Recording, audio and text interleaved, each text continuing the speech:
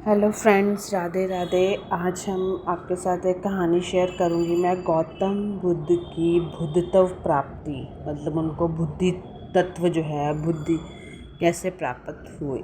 प्राप्ति कपिल वस्तु के शांग के वंशीय राजा सुधोधन और महिषी महामाया के पुत्र सिद्धार्थ गौतम, संस्कृत व हिंदी सिद्धार्थ गौतम बोलते हैं ना, उनका जो जन्म है ऐसे बताया गया है वैशाख पूर्णिमा के दिन, यानी कि आज के दिन, लुम्बिनी के उपवन में स्थित एक साल वृक्ष के नीचे हुआ था, जब उनकी माता अपने माता पिता से मिलने अपने मायके देवदेह जा रही थी। मतलब उनका जन्म तब बताया जा रहा है गौतम बुद्ध जी का। पुत्र जन्म के तत्काल बाद महामाया वापस, यानी कि उनकी माता महामाया वापस कपिल वस्तु लौट आई थी। तवंविस देवों से शिशु के जन्म की सूचना पाते ही शिशु के दादा श्री हनु के गुरु तथा राजपुरोहित तक्षण कपिल वस्तु पहुँचे। शिशु को अपनी गोद में उठा या जैसे ही शिशु को निकट से देखा तो उनकी आंखें पहले तो खुशी से चमक उठी, लेकिन फिर आंसुओं में डूब गई। ये उनके दादाजी ने जब उनको गोद में लिया तब की बात बता रहे हैं। आगे देखते हैं। राजा सुधोधन द्वारा कारण पूछे जाने पर उन्होंने बताया था, यह शिशु बुद्ध बनने वाला है, इसलिए मैं प्रसन्न हूँ, किंतु दुख इस बात का है कि शिशु की जो बुद्धित्व प्राप्ति तक मैं जीवित नहीं रह सकूँगा। मतलब कब वो बुद्ध बनेंगे, कब उनको बुद्धित्व प्राप्त होगा, तब तक उनके दादाजी जीवित नहीं रह पाएंगे, इसलिए उनकी आंखों में आंसू आ गया। उसके बाद वो इसमें बताते हैं कि गौतम की जो बुद्धित्व प्राप्ति है उनके जन्म के, यानी कि शिशु के 5वें जन्म के, उसके नामकरण के अवसर पर 108 ज्योतिषियों को आमंत्रित किया गया था जब उनका जन्म हुआ। किनका? गौतम बुद्ध जी का, जिनमें 8 विलक्षण ज्योतिषी भी थे। उन 8 में से 6 राम, धज्ज, लखन, मंती, भोज और सुधंत ने यह भविष्यवाणी की थी कि वह शिशु, यानी कि गौतम बुद्ध जी या तो चक्रवर्ती सम्राट बनेंगे या एक बुद्ध बनेंगे। बुद्ध, ठीक है। किंतु सबसे कम उम्र के, लेकिन बनेंगे तो जरूर, लेकिन किंतु सबसे कम उम्र के। और उनका विवाह भी सुधोधन के साथ उसी दिन हुआ था जिस दिन महामाया का, जिस दिन उनकी माता श्री का हुआ था, उसी दिन उनकी भी शादी हुई थी। 16 वर्ष की अवस्था में सिद्धार्थ ने शाक्यों की एक सभा में अपने अद्भुत युद्ध कौशल दिखाए। गौतम बुद्ध जी की बात हो रही है।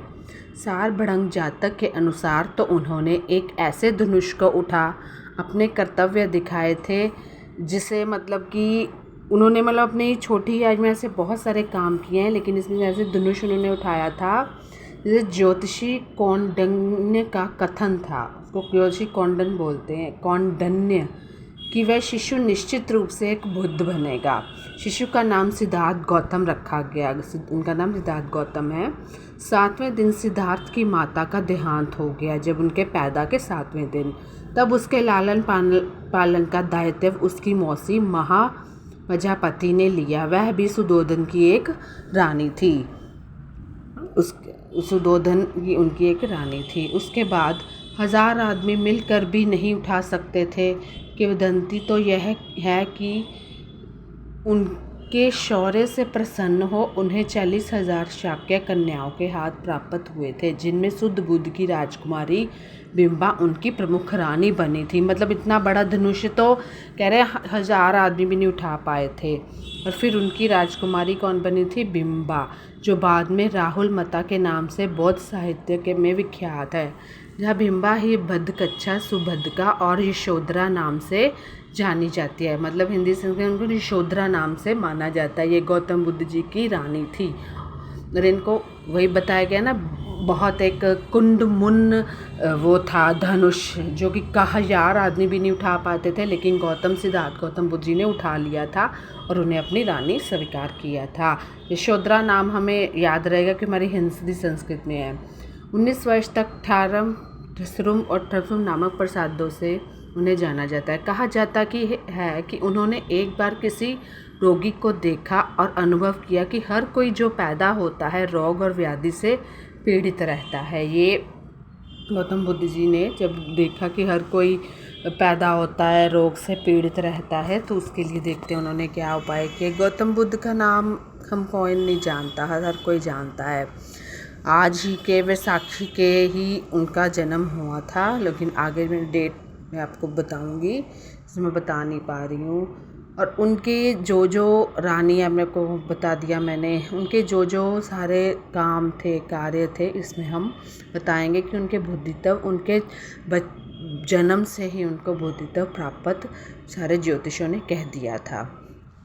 उसके बाद जब वो किसी को देखते थे ना, जैसे इसमें बताया कि वृद्ध को देखते थे तो उन्हें एहसास होता था कि फिर उन्होंने एक वृद्ध को देखा। इससे उन्हें यह विदित हुआ कि हर कोई जो जन्म लेता है कालांतर में वृद्ध भी होता है तथा उसके हाथ पैर शिथिल और जर्जर हो जाते हैं। पहले उन्होंने देखा कि कोई बीमार होता है, फिर उन्होंने वृद्ध को देखा कि उसके भी जब वो बूढ़ा होने लगता है तो हमारे पैर वैर सब खराब होते हैं। फिर जब उन्होंने एक मृत को देखा तो यह ज्ञान पाया कि हर कोई जो जन्म लेता है एक दिन मृत को अपने संसार और नश्वर शरीर को भी छोड़ जाता है। तब सारे सुख सुविधाओं और वैभव की वस्तुएं निरर्थक हो जाती हैं। मतलब इसमें ये पहले उन्हें क्या क्या किससे उन्हें बुद्धित्व प्राप्त हुआ, क्या क्या चीज़ देख के, हम कोई चीज़ देखते तभी हमें कोई एक्सपीरियंस होता है। अतः संसार सारहीन है, उन्होंने ये अंदाज़ा लगाया, ये उन्होंने कल्पना कर ली। अतः जब उन्होंने वैभव का त्याग कर सत्य का अन्वेषण कर रहा था तो उन्होंने भी संसारिकता का परित्याग कर संन्यास वर्ण कर गृह त्याग किया। क्योंकि उन्होंने पहले देखा कि जब कोई बीमार होता है, शरीर को रोग पकड़ लेता है, तो तभी मृत्यु, जब कोई वृद्ध हो जाता है क्या सत्य ये, जब कोई वृद्ध होता है तब उसके हाथ पैर शिथिल हो जाते हैं वगैरह वगैरह, यानी कि असली सत्य मृत्यु है। शाक्य, कोली और मल्ल राज्यों को पार कर सन्यासी के रूप में वह राजगीर आदि स्थानों पर भटकने लगे। ये गौतम बुद्ध की कहानी है। इसी क्रम में उन्होंने अकार, काम और उदकराम पुत्र को अपना गुरु बनाया, किंतु उनके दर्शन व विचार से वह संतुष्ट नहीं हुए। अतः वह उरेका के सेनानी गांव पहुँचे और 6 वर्षों तक, यानी कि 6 सालों तक, ये जब उन्होंने अपना घर त्याग दिया था उसके बाद की कहानी है। किसको बताया? अकार का काम और उदकराम को पुत्र को अपना गुरु बनाया था। लेकिन वह उनसे 6 वर्षों तक 5 भिक्षुओं के साहचर्य में कठिन तपस्या की। साहचर्य होता है उनका जो मठ होता है साधुओं का। कठिन चरम तप, 2 मार्ग की अनुपम भक्तता, जान पुनर्वय, साधारण भोजन ग्रहण करने को प्रेरित हुए, जिससे खिन्न हो उनके 5 भिक्षु मित्र, खिन्न हो उनका साथ छोड़ सारनाथ के इसिपित मिगमात को प्रस्थान कर गए। मिगदा यानी कि इनमें उनकी सारी जीवन गाथा, कैसे उनके बुद्धित्व प्राप्त वो बताया गया है। सिद्धार्थ की साधारण भोजन ग्रहण करने की इच्छा सुजाता नाम की एक कन्या ने सोने की कटोरी में खीर अर्पित कर पूरी की। वह दिन वैशाख पूर्णिमा का था, अभी वैसाखी का जो आज मीना चढ़ा है। गौतम ने निर्जरा नदी में निर्जरा आपने नदी सुनी होगी, उसमें स्नान कर खीर खाई और फिर कटोरी नदी में ही छोड़ दी, जो डूबती हुई नागराज काल के निवास स्थान में जा पहुंची थी। फिर सारा दिन साल उपवन में व्यतीत कर शाम को वह पीपल के एक पेड़ के नीचे जा बैठे। वही सौतेये नामक एक घसियारे ने उन्हें 8 मुट्ठी घास दिए। घास को उन्होंने पूर्व दिशा की ओर रख उसकी आसनी बनाई। फिर उस पर बैठकर उन्होंने यह प्रतिज्ञा की कि जब तक वह बोधि यानी कि बुद्धित्व प्राप्त नहीं कर पाते, कि जब तक वह बोधि बोला जाता है या बुद्धि भी बोध बोल सकते हो, कुछ भी बोल सकते हो, नहीं प्राप्त करते तब तक वे वहाँ से नहीं उठेंगे। उनकी प्रतिज्ञा के तेज से महाब्रह्मा और सारे देव उनके सामने प्रकट हो उनकी स्तुति करने लगे। आपने एक जगह देखी होगी, वहाँ उनकी बहुत बड़ी मूर्ति है।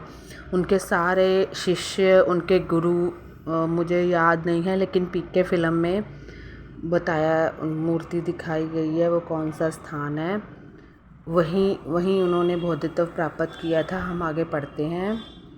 उसके बाद किंतु उनके दृढ़ मार शैतान ने उन पर आक्रमण किया, जिसके भय से सारे देव वहाँ से भाग खड़े हुए। मार से उनकी रक्षा तब केवल 10 पारमियों ने की। इन पारमियों को उन्होंने बौद्धिस्त बनने के बाद के 550 जन्मों के कठिन संघर्ष के क्रम में अर्जित किया था। वो पारमी 10 होते हैं, दान, शील।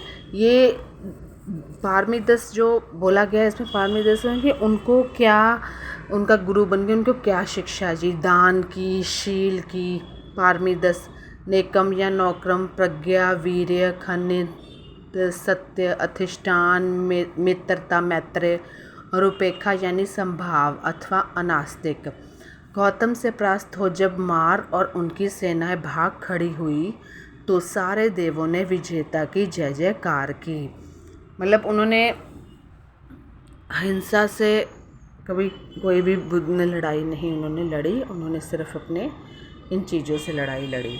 7 दिनों तक उसी बोधि वृक्ष के नीचे, बोधि वृक्ष होता था, बैठ के किया उन्होंने तपस्या। दूसरा सप्ताह उन्होंने अजपाल निग्रोध वृक्ष के नीचे बिताया, जहाँ उनकी भेंट घमंडी ब्राह्मण से हुई थी और जहाँ उन्होंने मार की 3 कन्याओं को परास्त किया था। उन कन्याओं के नाम थे तृष्णा, आरती और राग थे। तीसरा सप्ताह उन्होंने मुचलिंद, बताया गया है इसमें, मुचलिंद तालाब में नागराज मुचलिंद के फनों के नीचे बैठ बिताया था। जो चौथा सप्ताह वह राजायन पेड़ के नीचे बैठे रहे, जहाँ उन्होंने तपस्या और मलिक को बिना किसी देखना सुनाए ही अपना अनुयायी बना लिया।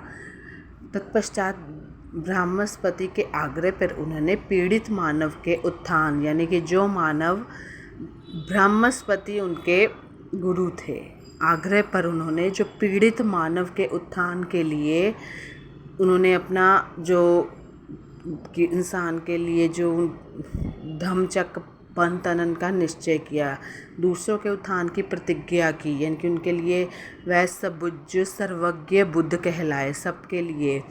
तब अपनी धम्म देशना के प्रवर्तन हेतु अपने 5 तपस्वी मित्रों को योग्य पाया, जो उन दिनों वाराणसी के इसी पतन